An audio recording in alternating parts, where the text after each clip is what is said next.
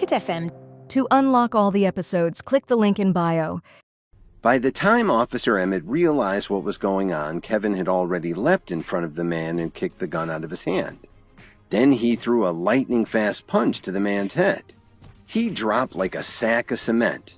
"Stay back," the man shouted as he saw that Kevin was getting close enough to reach him. In fear for his life, he started to aim towards the hostages. Kevin saw that the gun was pointed at a little girl who was lying on the floor next to her mother. He knew this wasn't good and sprang between the man and the little girl just as he pulled the trigger. "I told you to shoot me. Why did you shoot at someone else? What the hell is wrong with you? Don't you know how to rob a bank?" "Kevin!" Officer Emmett shouted nervously. "Why don't you put down the gun and face me like a real man?" Kevin said with a mocking smile. "Shut up," the man yelled as he turned toward Kevin. But he was so nervous that he accidentally pulled the trigger again. But luckily, the man's shot was aimed at the floor and didn't hit anyone. In desperation, the man suddenly grabbed a little boy who was next to him. "Let's talk this over." "Talk? There's nothing to talk about. You're going to stay right here and we're going to leave." The one nearest to Kevin immediately hit him on the head with the butt of his gun. "That's what you get for interfering." Blood immediately started flowing down from Kevin's head. Fortunately, he was in pretty good condition, so the blow didn't knock him out.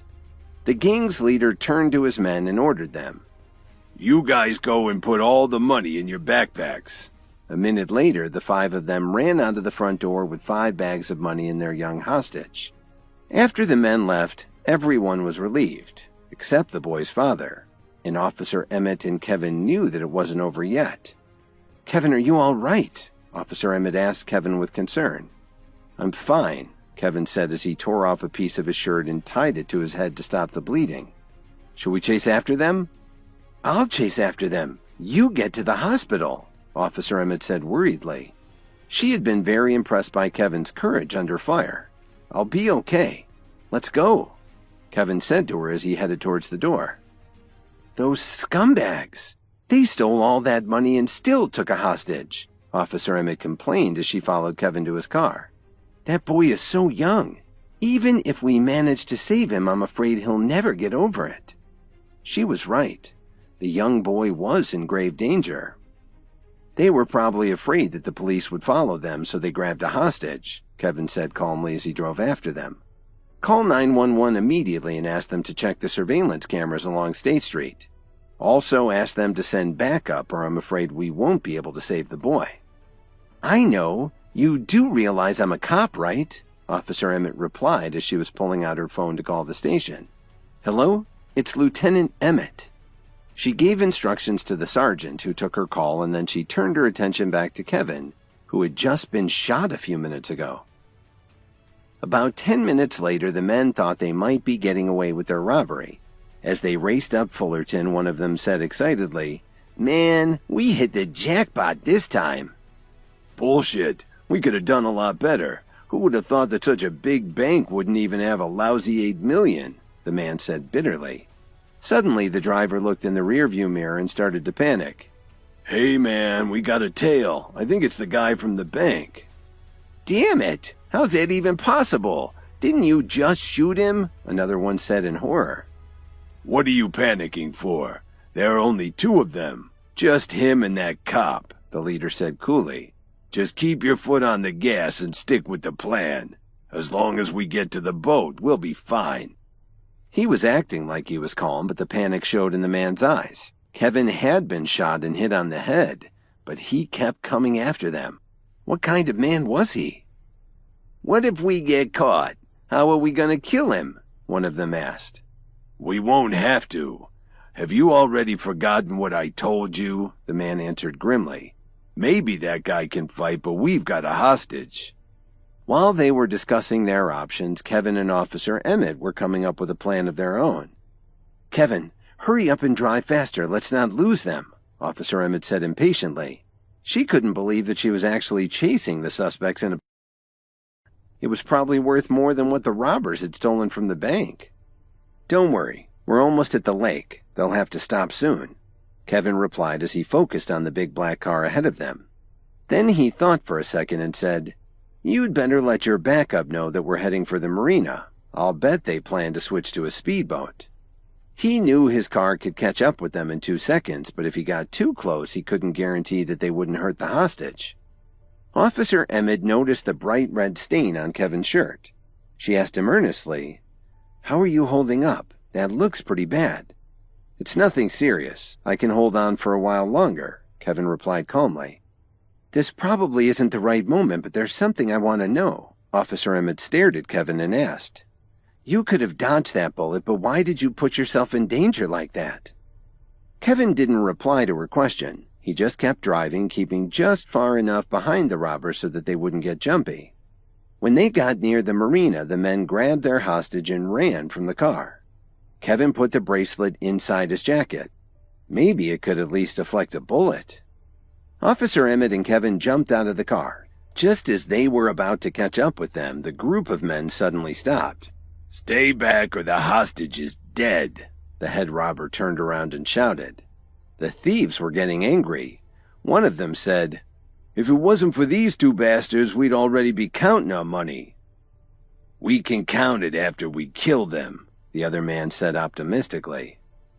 "Cut the crap. Throw down your weapons, let the child go, and put your hands on your heads. This is your last warning," Officer Emmett shouted. "Stay where you are," the leader hollered back. "Take another step and he's finished." The man pointed his gun right at the kid's back while he used him as a shield. The little boy was seriously frightened and he couldn't stop crying. "Let the child go, you worthless son of a bitch," Officer Emmett growled. Kevin patted Officer Emmett on the shoulder and took a step forward. "So, you tough guys are using a child as a human shield. I'm really impressed. Very manly," Kevin said sarcastically. "Shut up. If it wasn't for you, we'd have been out of that bank in 2 minutes and we wouldn't even need a hostage," the man said viciously.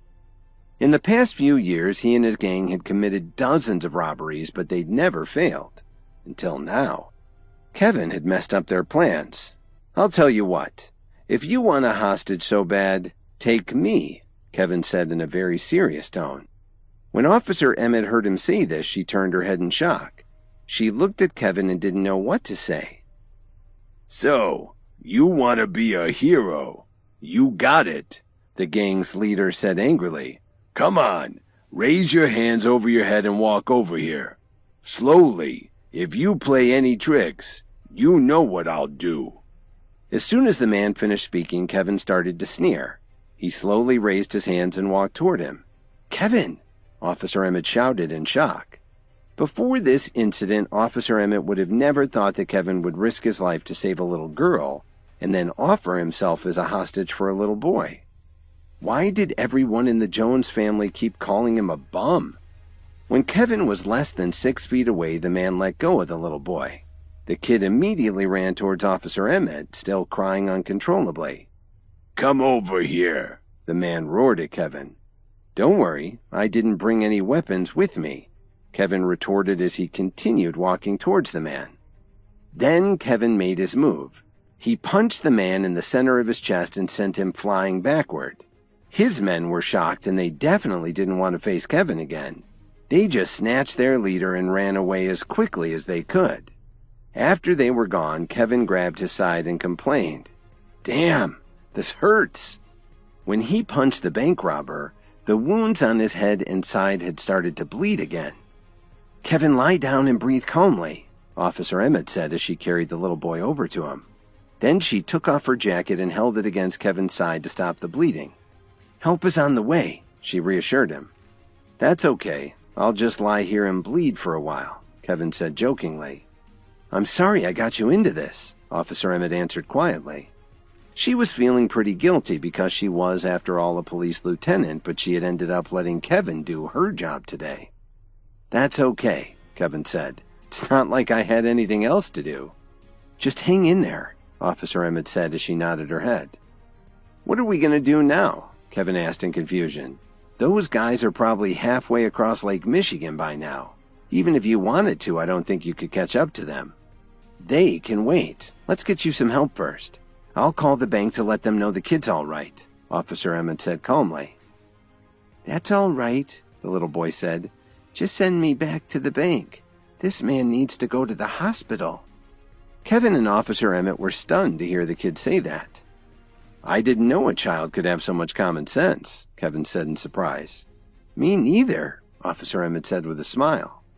They relaxed a little when they finally heard the sirens approaching. Hi, Kevin here. If you're wondering what happens next, then stay tuned on the Pocket FM Universe channel for more episodes.